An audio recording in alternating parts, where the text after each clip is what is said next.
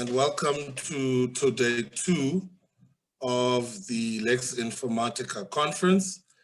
It's been a very exciting first day. Yesterday, we've had numerous presentations on data protection, European perspective, African perspectives, and then we also had emerging issues relating to jurisdiction, as well as matters pertaining to cryptocurrencies.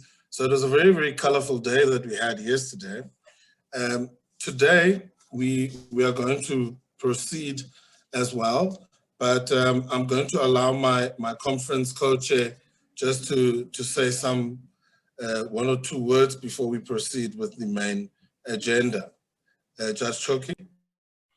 Good morning, everybody, and welcome again to Lex-Informatica 2020 conference. As it has been mentioned, yesterday's sessions were very rich, and we had distinguished speakers from Europe, South America, and Africa. Today's topic are very important as well. We hope that you enjoy the presentations, and we look forward to seeing you again in our upcoming conferences. Thank you.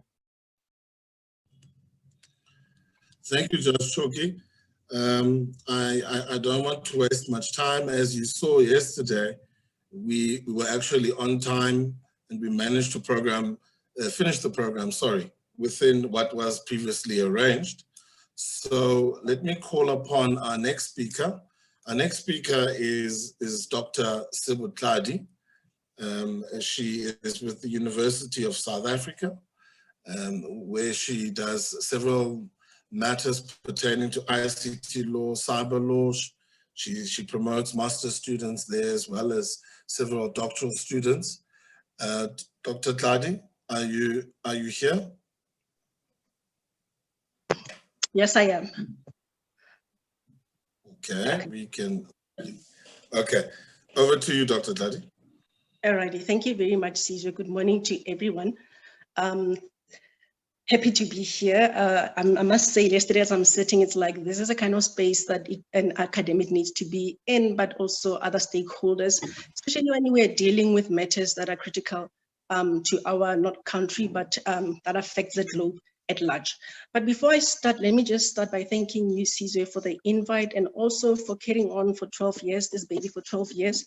I must say, perhaps maybe when you started, you thought that nothing is really happening, but with the last 5 years, we see things changing drastically, and with that comes the lack of manpower or people who can do the work either on the ground, in academic spaces, or wherever they find themselves in. Again, congratulations for being now your professor in the academic space. We are happy, then we know that we'll be able to even interact with you more and engage with you regarding these cyber law spaces. Without wasting any time, I had sent you my slides because I'm using your phone, and with the phone, there's so many things happening. So I just didn't want to be interrupted as I was speaking. If you have it, I would appreciate it if you were to upload it. But I'll also read from my own slides in the stand. So what I'll do then, I'll start so that I don't waste any time. As per program topic. I think you proceed with your presentation.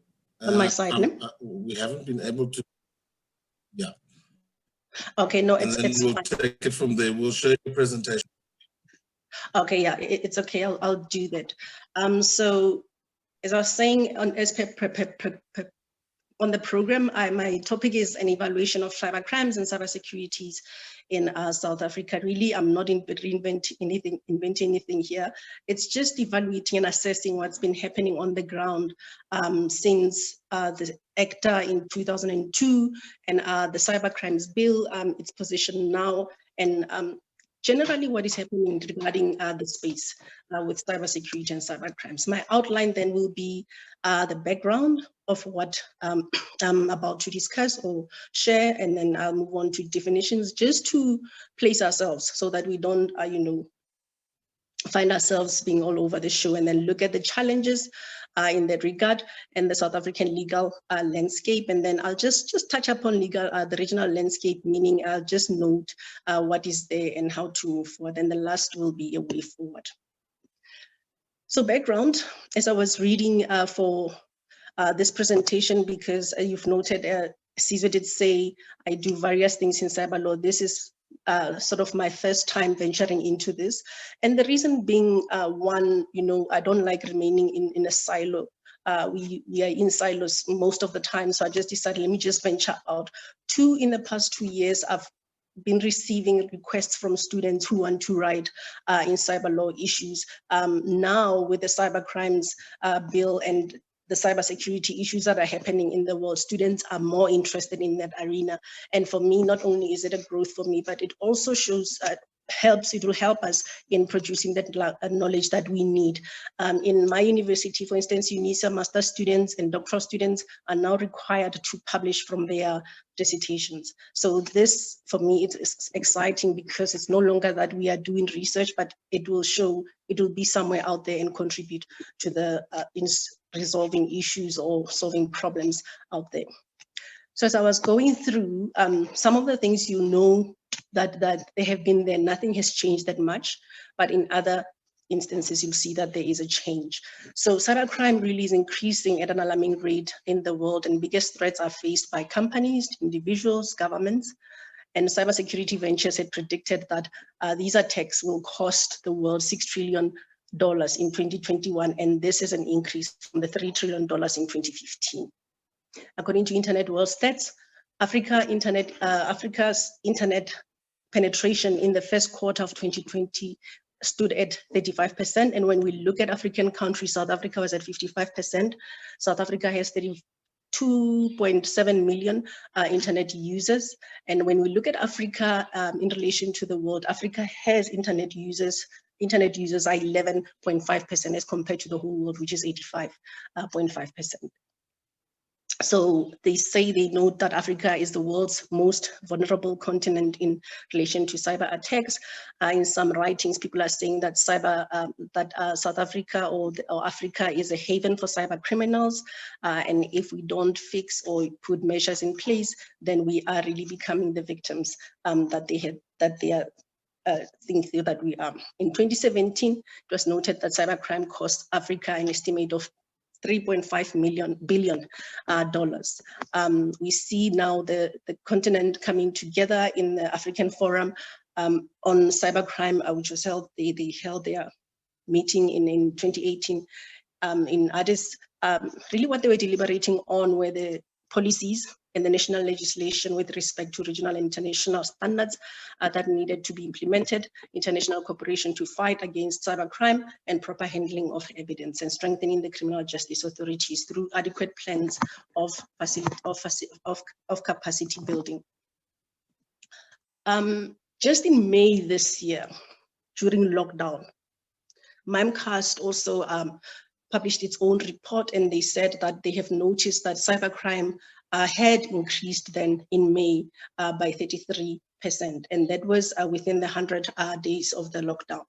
And then the stats are showing that really there has been, they've detected a decrease in an increase in the following cyber crimes, or cyber, the cyber attacks that were out there. Number one, spam and opportunistic cybercrime detection increased by 26%. Impersonation fraud detections it increased by 30%. Malware by 35.16%. Blocking of URL clicks increased by 55.8%, meaning that more people are likely now to click on unsafe links than before the outbreak. And this we also heard towards people preparing, when they were preparing for the, the Black Friday, you had people coming forth, ICT, folks saying that, must be really careful what you are clicking on, because it might not be what you had intended to do. So it also states that 115,000 COVID-19 related spoofs, spoof domain were also detected. In South Africa, just in the lockdown period, I think they reported that plus minus 200 and something domains were spoofed. And it had to do with the PPEs and those kind of things during lockdown. So South Africa is a country with a population of nearly 60 million. Smartphones penetration in South Africa is at 80%, according to ICASA's 2019 report. And then 86% of South Africans are using their online use online banking. And Sabric had already, noted that South Africa had lost more than 2.2 billion rand per year. It loses 2.2 billion rand per year with regards to cyber crimes. And that I think this is the most important thing to note as South Africans, because it will speak also to how well, how savvy we are on the internet, that South Africa has the highest number of cybercrime victims. When we describe South African cyber crime landscape, those that are describing it or who have worked around those issues, this is what they are saying. Number one, that it is lagging behind, and I think that was echoed yesterday with the other laws that we were looking at and areas we were looking at, that it remains lax, that businesses are underplaying the danger of cybercrime, and then that most cases remain unreported. Even today, Kasim had noted that already in 2010, but even today they remain unreported. And I think it's because no one wants to let the people that they are providing service to should know that their systems are not, that secure and safe, because most of them think that by so doing, that people will leave them. The sectors in which cybercrime is predominantly active, of course, banking and finances, government, the e-commerce platforms, mobile payments, and telecommunications. So I went through the cyber attacks that as a country we had encountered in the past 2 or so years. Just in 2019 one, we had a distributed denial of service attack on SA banks. I think in August, these happened around about August, whereby banks were just, customers were unable to access their transactions, unable to process apps. And this was said to have been a multi-jurisdictional attack and not necessarily attack specific for South Africa. So the city of Joburg also had an issue. The hackers by the name of Shadow Kill demanded a ransom payment of 400,000 in Bitcoin. And when I read, I'm not sure if it was the speaker of the city of Joburg, they said they are not gonna pay. And then they came up with saying that, at least not personal information was gathered by those people, but that they are doing their best. Then you have a number of things, the scams, whether it's a WhatsApp scam, it's a phishing in the vouchers, the verification requests, it's all sorts of things. And the VIP number scam, phishing, we know it's always been there. Just definitions before we move on to other things. Cybercrime, I mean, there's no really, also cybercrime and cybersecurity, not really one standard definition, but what I got, I'm just gonna use the one by Shetri. They say that it's a collection of tools. Cybersecurity first is a collection of tools, policies, security concepts, security safeguards, guidelines, management approaches, actions, training, best practices, assurance, technologies that can be used to protect cyber environment and organization users' assets. And by organizational and users' assets, he includes those computer devices,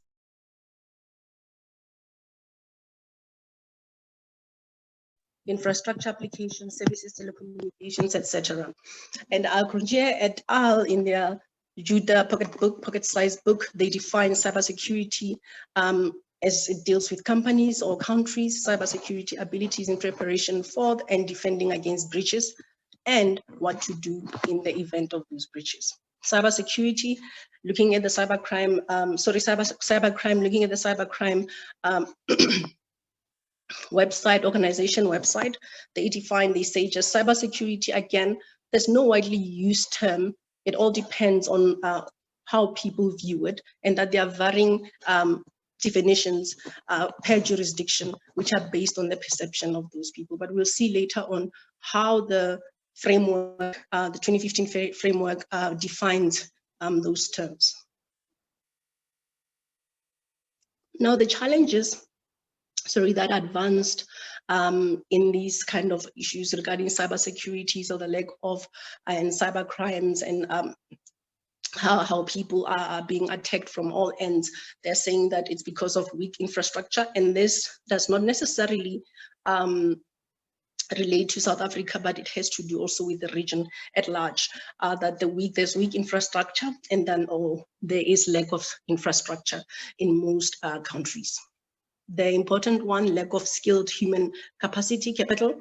They say that there's a severe shortage of cybersecurity manpower, and it's estimated that this year, the shortage will be at 100%.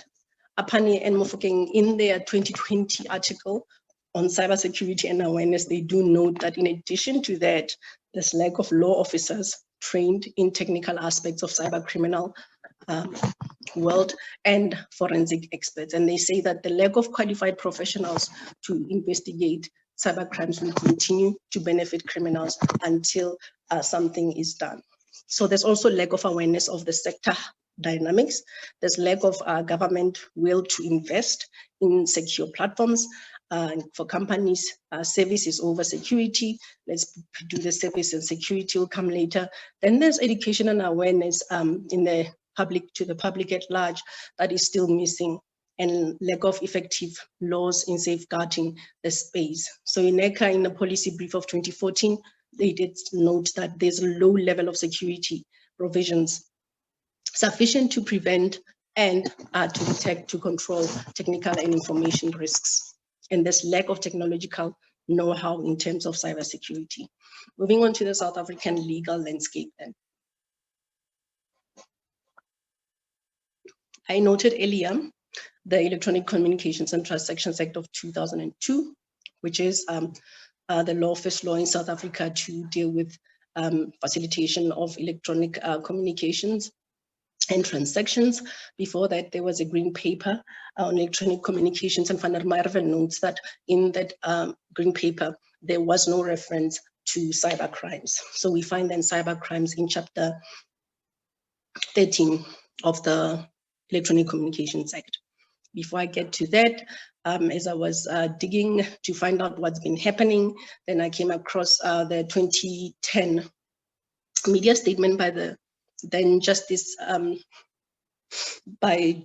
of Crime, the Crime and Prevention, the cluster, Justice, Crime Prevention and Security, that they delivered an agreement of sorts on the 24th of October. And this was what they had agreed on that they would have, and that cluster consisted of five different ministers.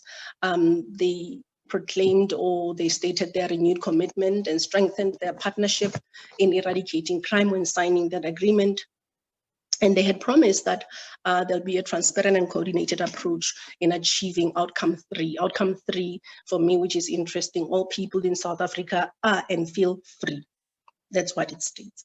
So that agreement focused on a number of areas, including regulation of cybersecurity, cybercrime, and there were 8 outputs, and one of the output, the 8th one, states that ICT systems integration in order to combat cybercrime, that they had acknowledged as a cluster that cybercrime is a new crime phenomenon, and that the cluster will do its best to fight against it.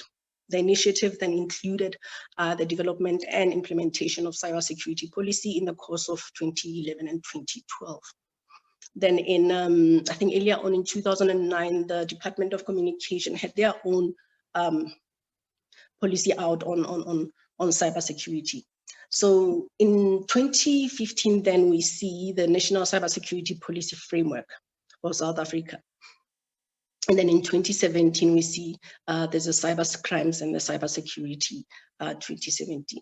I know I'm gonna jumping as if I'm not coherent, but I'm taking this, I'm looking at the timelines as things happen. So I'm gonna go back again to the ECT Act, which has provisions on cybersecurity, cybercrime, sorry, in section 85. In chapter 3, chapter 13, sorry, from sections 85 to 89. The definition there in 85, they define really the term access as including action of a person who, after taking note of any data, becomes aware of the fact that he or she is not authorized to access that data and still continue to access that data. So that's the definition that they forward regarding access. Later on in the starting model law of computer crimes and criminal in cybercrime, they define the term access more or less the same, even though their definition is a bit rather short, but it's fine. Then section 86 talks about unauthorized access to, interception or interference with data. And I think earlier on I alluded to the, the cyber attacks that had happened last year, whether targeting banks, financial institutions, or also the city of Johannesburg, or whoever who has that kind of information that others think that it would be beneficial not only to them financially, but they can gain something out of it. Then you have a computer-related extortion, fraud, and forgery, which we later on see in the Cybercrimes Bill in 2017. And we have aiding and abetting anyone who's going to help people to do exactly what's stated in the above sections, then they will also be liable. And then it also talks to penalties. Those who've written around these issues, I mean, there are varied views. Some of them are of the opinion then that this was a good improvement regarding that we do not have anything in place, but that South Africa had created the first, cyber crime, at least they had in this cyber crimes, in these provisions, those cyber crime elements that are the hacking, for instance, is one of them. I know our Professor Snail had written already in 2009 on the South African landscape regarding hacking and cracking and all those. So we have really been having people working on these arenas. Others are saying it's a bit too broad. These provisions were a bit too broad, that we really needed to do something or curb them. And then there are those that are really harsh, who are saying that, I mean, the provisions don't have teeth. So I think, it's better to have something that you can work on than not to work on, than not have anything and hope that everything will be okay. So those are the actors' cybercrime provisions. Now in 2015, going back to the National Cybersecurity Policy, the NCPF, I'll just use that moving forward. This was gazetted on December 4th, 2015, and it was signed by the then Minister of State Security, Mr.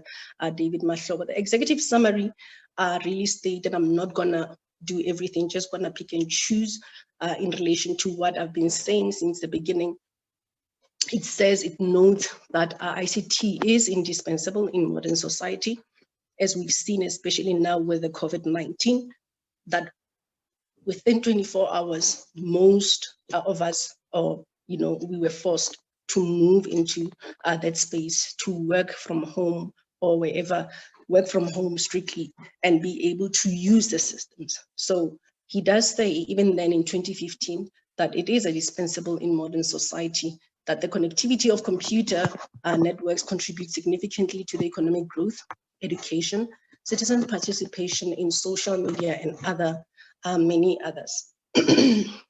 I must note here that South Africa is, last year they said in one of the reports that I've read, that they are the most consumers. They just love their social media. They spend almost 8 hours a day on social media. Yesterday, we were talking about, I think it was the second presentation, and then there was the economic issues around, and this is what is being pointed out even in this forum, in this, the policy framework. Education, again, we also spoke about it yesterday. So it seems as if there's a thread going since yesterday, even today when we talk about these issues. And they had noted even then that there were a number of cyber attacks launched in recent years against advanced societies, and also that undermines the functioning of public and private sector.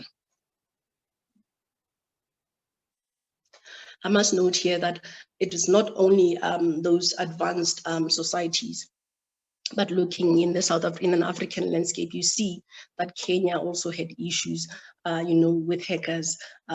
In one case that I've read, it was so interesting. A policeman left the police force and went and joined a bank. So it's like, okay, so they're going to use whatever skill that they had there to move on into other things. And then, even what's interesting here, as I looked into other spaces, that Nigeria had an internet school to teach people on how to commit internet fraud. And I'm thinking, okay, you know, but that for me also speaks to something bigger, that the shortage of skills, that if there can be a school for that, that it means that there are people out there that can do the work. The question then is, how do we redirect such things? And then in South Africa, we know what happened. An interesting case in South Africa was a South African who moved abroad, and then he started online pharmaceutical business and stuff. And then he was later on, he was involved in all sorts of things, and he was running his business from the Philippines. And of course, the FTC got hold of him, and now he is being jailed. So these things are happening everywhere, and we cannot look at them in isolation. But it's also good to see what's happening locally and move regionally and internationally, so that we can find answers that we're seeking or solutions. There also states that strategies also contain measures against reference to cybercrime. And the main concern when it comes to cybercrime, it's that it has to be that those three things that they're looking at. The primary concern to ensure confidentiality when it comes to cybersecurity, confidentiality, integrity, and availability of computer data and systems in order to prevent not only the intentional and non-intentional incidents. So basically what the framework was trying to achieve was a holistic approach to promote cyber measures by also involving stakeholders in that space. They define cybersecurity as a practice of making networks that constitute cyberspace security against intrusions, maintain confidentiality, availability, and integrity of information, detecting intrusions and incidents that do occur and respond to recovering from that. They also define cyberspace and other related terms. Cybercrime is then defined as illegal acts, the commission of which involves the use of information and communication technologies. It comprises of the following offenses committed by means of computer data and systems, ranging from sexual exploitation of children to fraud, hate speech, intellectual property rights, etc. As I was going through the global landscape, Asia has that issue where sexual exploitation of children and women is very rife. And for some other reason, of the cases that I've seen, there's, I think, North Korea, there are hackers there who, you know, they engage in those things, but they are servicing then China. So you can see that this is just one worldwide issue that all of us need to get into. The information society is defined as people-centered, inclusive, and development-oriented information where everyone can create, access, utilize, and share information and knowledge, enabling individuals, communities, and people to achieve their full potential. Without wasting any time, let me leave the purpose. And then just an outline of what the framework entails. It will have each key objectives, the issue of cybersecurity hub, and the additional computer security incidents response team. And then it has the capacity development, research and development, which I think is key and we still need to look at, and also promoting the cybersecurity culture. And that for me is also key, because you can have all these laws that are beautiful, but they do not do justice to what they were meant to do. But also at the core of this are the end users who are using these systems without understanding. Then it also speaks to technical and operational standards compliance. The Cybercrimes Bill of 2017, before that there was the 2015 bill, or the draft bill, others refer to it as an old bill, which was heavily, when it went out for comment, it got criticized on giving government extensive powers, including right to freedom of expression in section 16. And therefore, it had two sections. The first one were the cyber crimes, and the second one were the cybersecurity section. As a result of those comments from the public, the cybersecurity provisions were taken out of the bill. Now we're sitting with a bill that only has cyber crimes offenses, which is a 2017 one. Upon checking in On the 1st of July this year, the National Council of Provinces passed the bill. Now we are told it's awaiting signature of the president, and it can become law anytime from now. And you can feel the excitement on the ground when people are talking about it, because everyone is thinking that at last we will have legislation in place to curb these crimes. Just to go through a few preamble, what the preamble says, it's again to create offenses which have a bearing on cybercrime, criminalize distribution of messages which are harmful, regulate jurisdiction of cybercrime, and to establish the 24/7 point of contact, impose again obligations and all those, and then to delete and amend other provisions of certain laws. I've referred to the ACTA, and I envisage that once the bill becomes an act, then those ACTA provisions will be deleted. Just an outline of what it has. Again, some of the provisions we see them in ACTA: unlawful securing of access, unlawful acquiring of data, unlawful acts in respect of software, malware, cyber fraud, again, cyber forgery, extortions, aggravated offenses, attempting and conspiring and aiding and abetting, inducing, inciting is there, and then the penalties in section 14. And section chapter 3 speaks to malicious communication. Here of interest, as I was going through this research, is section, okay, you've got section 16, which deals with data message, which incites damage to property, and there's another one that I'm looking for. Distribution of data message of intimate image without consent in section 18. Someone mentioned yesterday that South Africa, now we are in that 16-day campaign, gender-based violence, and this is one of those provisions that will be criminalized to the revenge porn that we've been hearing about throughout the years. It sees it light in that section as I was reading. Then there's jurisdictional issues, and just to perhaps start wrapping up, looking at the regional landscape, really just to note that in 2013, the Southern African Development Community SADC model law on computer crime and cybercrime. We see that as part of the HIPSA project in the region, in the sub-Saharan region, there's also the electronic communication transactions model law. There's also a data protection model law, but they also have this one, 2013. And the objective here was to criminalize again and investigation of computer and network-related crimes. And then it defines a number of provides a number of definitions, critical infrastructure, for instance, cybercrime, I don't recall seeing that, but there's a list of definitions that they cover. And then part 2 lists the offenses, which are more or less similar to the cyber crimes bill, which is illegal access, illegal remaining, illegal interception, illegal system interference, illegal devices, computer-related fraud, child pornography, identity-related crimes. And then in 2014, then you see the African Convention on Cybercrime, Cybersecurity and Personal Data Protection in 2014, which is called the Malabo Convention. The preamble is establishment of regulatory framework on cybersecurity and personal protection, takes into account the requirement of requirements of respect for rights of citizens that are guaranteed in fundamental texts of domestic and of international conventions. And it goes on in chapter 3 to outline, how they are going to promote cybersecurity and combating cybercrime in the region.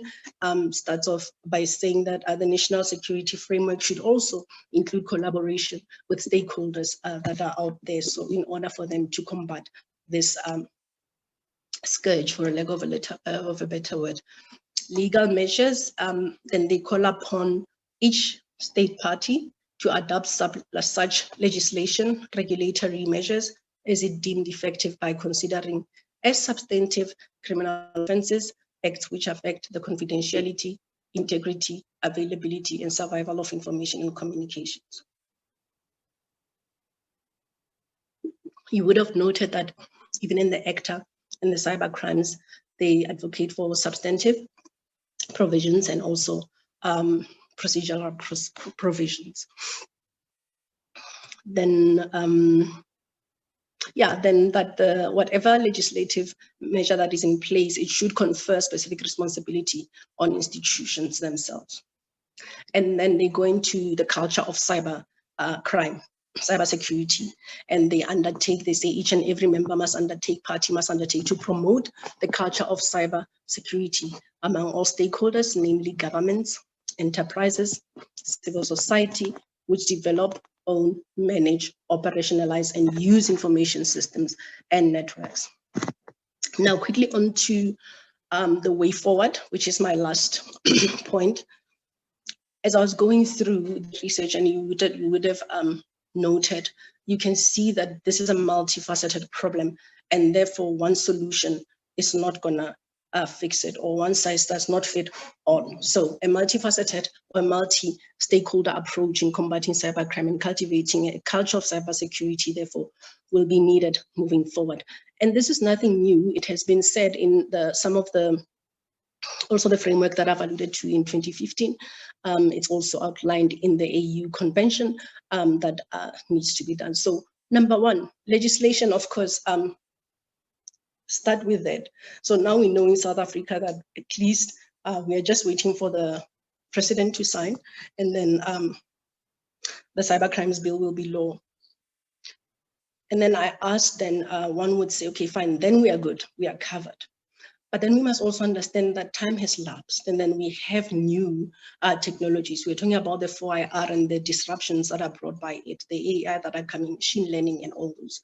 What about those, and what is going to happen? And I think even while we are happy that we have this, let it be the first step that we have. And again, we can build on like the ACTA provisions, we can build on that, rather have something than not have anything.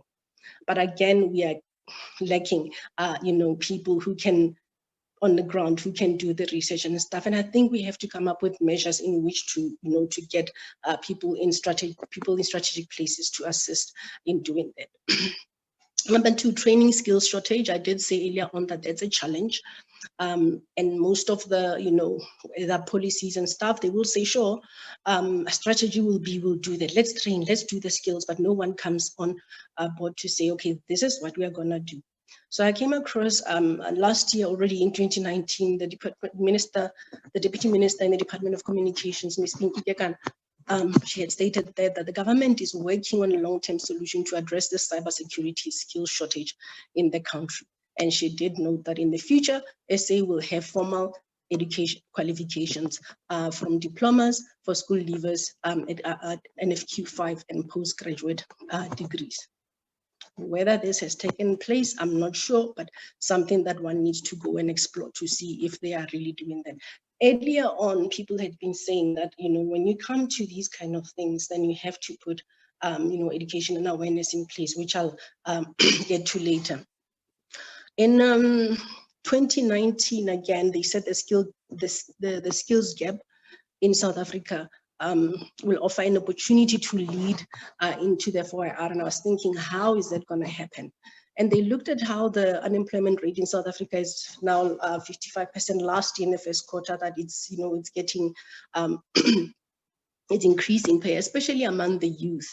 And one of the reports that came out there that said that there is also a global shortfall of cybersecurity jobs is set to rise next year by 3.5. So what then they're doing, like the deputy minister said earlier on, to put measures in place to get qualified qualifications to equip people in order to do that. So APSA, what it did as part of its corporate responsibility, it collaborated with the Maharishi Institute initiative, which is aimed at empowering the youth who wouldn't have access to tertiary education, and by training them. Another good example will be Kenya, for example, with the Africa Hack On, has held coding boot camps at universities since 2014. And in South Africa, we hear that there's an African Teen Geeks that gives kids from disadvantaged communities a chance to solve real-world problems by teaching them technical skills while opening up doors to a cybersecurity career path. So these are the kind of examples that that you can measures that can be put in order to prepare for the future and not just wait for other people to come up and do the work. It can be done at level, basic school level, higher education level. It can be done in all these levels. Number 3, education and awareness for end users. Upon Mofokeng, in their 2020 article, they do state that cybersecurity awareness is the first line of defense against cyber attacks. And they continue by saying, the understanding and awareness of digital vulnerabilities and cyber risk exposure is important in reducing risk in digital transformation. The article specifically focuses on Gauteng youth and how they are, how well do they know, about cybersecurity, the cyber attacks that they experience. And then Shreddy notes that policymakers in the continent should focus on increasing public awareness of cybersecurity practices and strengthen regulatory and enforcement capabilities in this area. And also, these awareness should not only be campaigns, doing campaign today, campaign, then it has to be, there has to be structured and there has to be a strategy as to how they need to roll out. And while there are others who have done it, we need, I think as a government, because the framework continues almost, on every page, the government must do this, they must do that. And I'm not saying that we must wait for the government to do it, but at least someone must be held accountable to also implement these things. Kasim notes that there should be also digital ethics, that it should be taught in schools. I also note there, it's not Kasim, it's my note in that it must be, whatever that's going to be taught, it must be subject specific. We are sitting with kids who have gadgets in their hands even now at 2. The question then is, why aren't we then putting this being, why isn't this part of the curricula at schools? Number 4, engagement of stakeholders. No one or no person or institution can have the requisite capacity to deal with cybercrime, cybersecurity not an event, but a process, and the following needs to be involved, whether it's intelligence, the military, the civil society, the media, the youth, members, private and public partnership. The thing is that not all of them are involved, but I think all of them are still working in silos. And we all need to get outside the silos if we are serious about combating this issue. I think I'll stop there and I'll just get comments, and from comments, questions, inputs, I'll appreciate that. Let me also thank conference organizers, Sizwe and the team for the invite. And I think most importantly for creating this space. For me as an academic, it's good to sit in spaces where we talk about one thing, but in different spaces. And by so doing, we'll come up with better ways in which to resolve our issues. Thank you very much. Thank you very, very much, Dr. Tladi, for what I should call an extremely comprehensive presentation, starting from the antecedents of cybercrime in South Africa, right to where we are now. I think you've covered everybody, from Merve, Krunya, I see Snail a little bit here and there as well. Beautiful presentation, Dr. Tladi. I see there was a question there from Advocate Chikalange. But now I see it's gone. Advocate Chikalange, do you mind putting your question there again? I know you were asking about innovation and so forth, but it has disappeared now. Is there any other question there?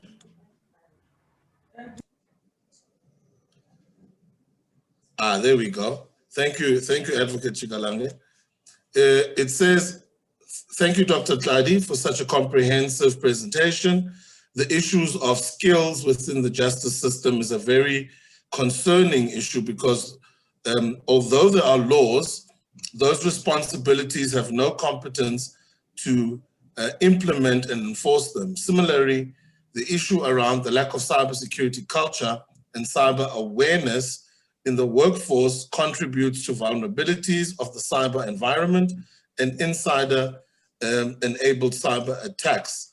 Prof. Sizwe, I'm wondering if this conference can have some action plan on how to improve the environment. Thank you for that.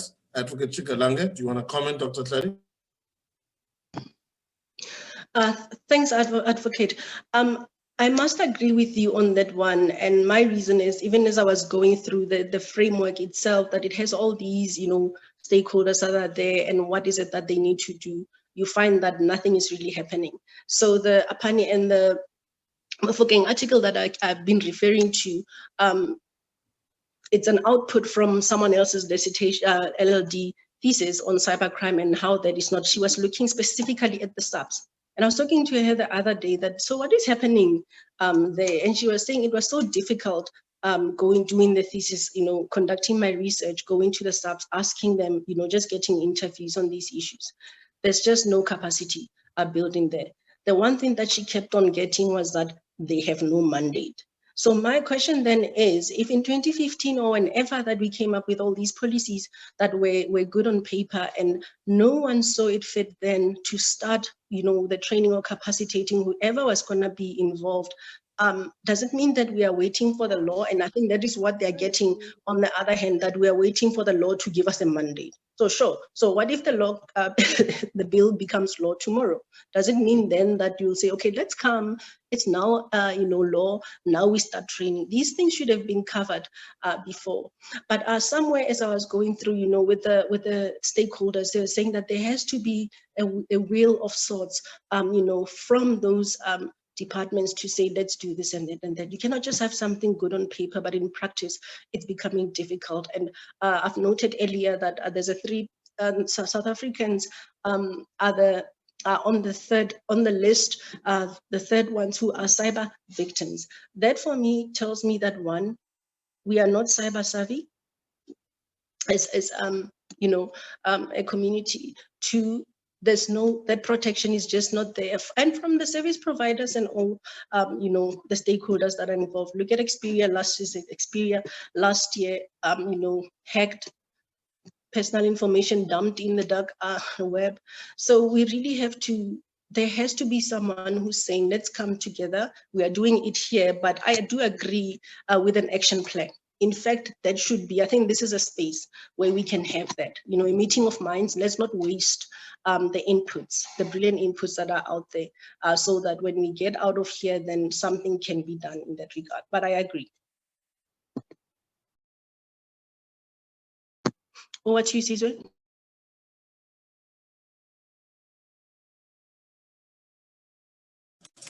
Okay, thank you, Dr. Tladi. The other question is from Natia Brown in Cape Town. Thank you, Dr. Tladi.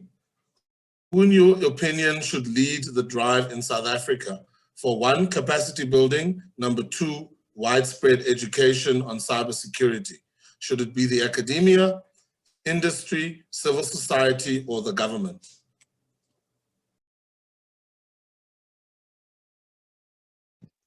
Okay, so it's 2 questions. I'm not sure I got the first one. Who should lead the awareness campaign? Okay, the first question was, let me go back. Who, in your opinion, should lead the drive in South Africa for capacity building?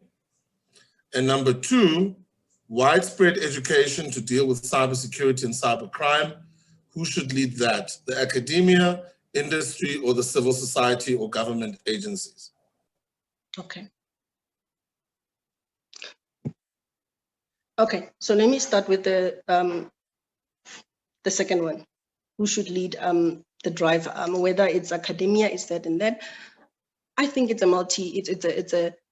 all stakeholders need to be on board. Of course, not all stakeholders have the resources to carry out these things. So if I'm the one who's being, okay, of course, if I get those, and I do get, those cyber attacks, at least I've got some knowledge, but the people that we live in the community don't have. So for me, it should start there. And so I'm wondering, because we have all these gadgets that we are buying for our kids and everyone, but they don't come with a manual as to how to behave on this, in cyberspace. So education for me, or awareness, should start personally with me, if possible, if I know how. If not, the community. We must learn to be, I think, a community that goes back and mentors and impart those skills. Government will come in because they'll have those, they're in charge at least of the education, system. They should make sure, make sure that those are, whether it's a subject related module. I know, for instance, high schools, they do have IT, but the kind of IT that they do has nothing to do with this, and they have life skills as well. But if you look at life skills also, it's just, one of those subjects. So perhaps people like you and me who are here, and then going back to that action plan, we should state that if we are in the know-how, knowing that we have a community of people, a majority of them who do not know, how can we do best to, sort of maybe pressurized, or, get to government, do this and do that. We've already seen in those examples that other people are doing it. So who should drive? So Risizo, I'm also going back to the first one. Who should drive the lead, in my opinion? Sizwe? Yes, the first question was, who should, in your opinion, drive capacity building? Capacity building, depending on where you are going to build it. I think if we go back to the first question, that the system itself, or the justice system, or whoever will be in it, then we'll start capacity building in that. Everything starts with knowledge. From where I'm sitting, if I'm knowledgeable about things, hence I said earlier on, we need to get outside those silos, and we need to contribute to whatever that we need, however we can contribute. But also having knowledge and going out and contribute without having the necessary people or the networks in place, we won't be able to do this. So I can sit here and say, okay, according to the framework, the government is to do this, but now we know down the line, nothing has been done, research that has been done, it's not happening. So academics, they should come on board. We should speak together with people in practice, like you practitioners. We should speak with people in.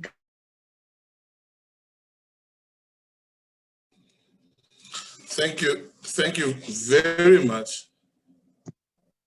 Oh, sorry, was I muted? Dr. Tladi? Hi, did you hear me, or was just talking to? Yeah, it looks like you were muted. I'm so sorry. No, we heard the last. Oh, okay, I'm so that's sorry, fine. I wasn't aware. Yeah, so it's a collaboration. No, just the last part. Yeah, okay. Okay, awesome. Thank you, Dr. Tladi. I think we have slightly crossed over the line of time, but I think the discussion was good. It was fresh. It was necessary. And I hope to be seeing your articles on the same topic in the library in due course. I know I owe you something already. You said you wanted it on the 20th of January, so I'll start with that. But thanks. All right.